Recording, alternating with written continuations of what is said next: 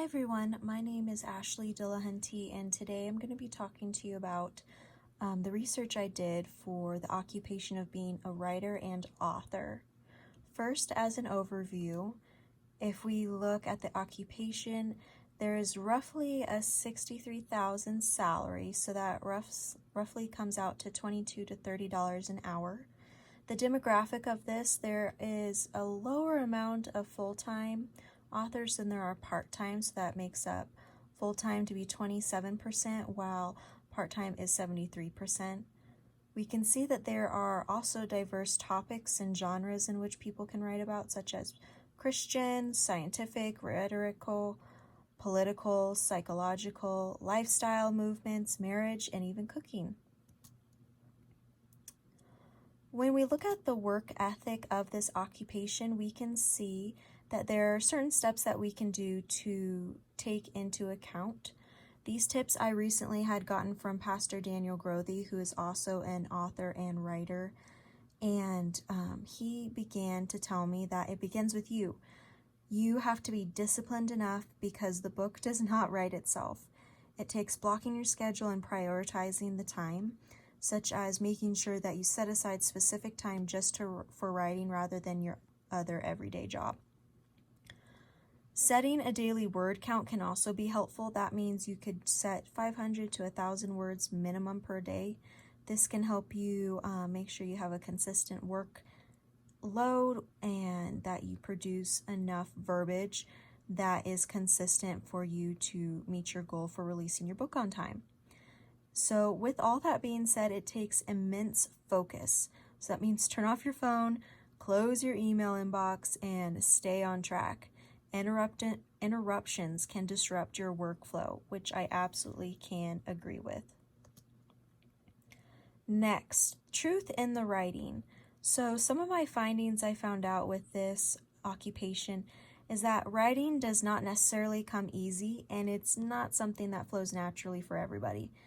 For an author and writer, it takes time and diligence to think about the things that you want to write about, and you need to process that and take note of what you want to pay attention to. Rather than just having a broad topic, you want to make sure it's concise and accurate to what you're trying to depict.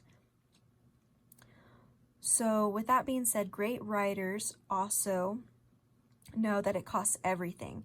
That means their time and their patience in the process, as well as patience with themselves. That being said, that it does take time, and there is a lot of emotional and mental stress and exertion that goes into this, and I think some people might not think it to be like that when people should think that it should come more naturally, but in most cases, most authors would agree that that is not the case. Therefore, it's a mental workout. So you have to progress your book, your story, no matter what you're writing, even if you're not feeling like it. Just like if you were to do a workout every day and you're tired after the third day, but you know you need to keep going. And with that being said as well, it's also a different type of hard work. So just because there's, everybody could talk about their job, how it's hard, difficult, people who are writers and authors could say that as well, because it is mentally, emotionally, and in some cases spiritually draining. Purpose and value. So as we come to the closing, my reflection on this is that this occupation helps build a better perspective for yourself, helps you be more aware of what's going on around you and to be intentional with your communication. It raises your awareness of communication and the urgency of your issue. How do you want to address this? How should you word it? What should you say to a certain person? It all depends on your topic and who your audience is. This type of occupation also gives a platform that can hold a lot of responsibility.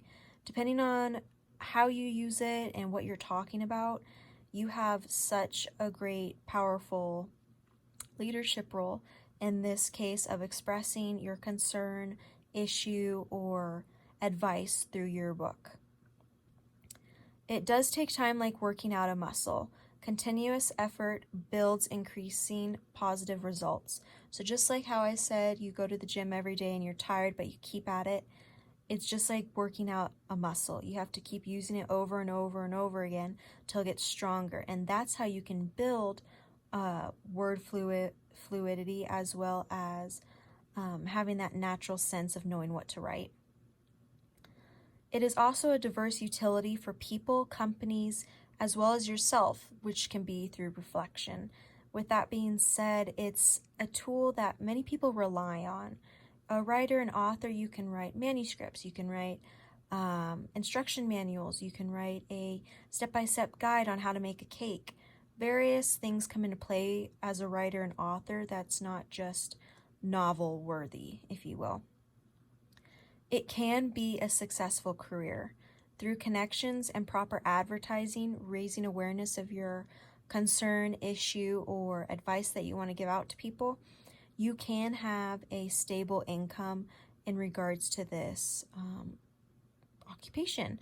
So being an author and writer sounds like something I would really enjoy, and I think it's something I should dive a little bit deeper in, even through this research. I hope you enjoyed, and if you have any questions, you can just leave them for me in the comments below. Thank you.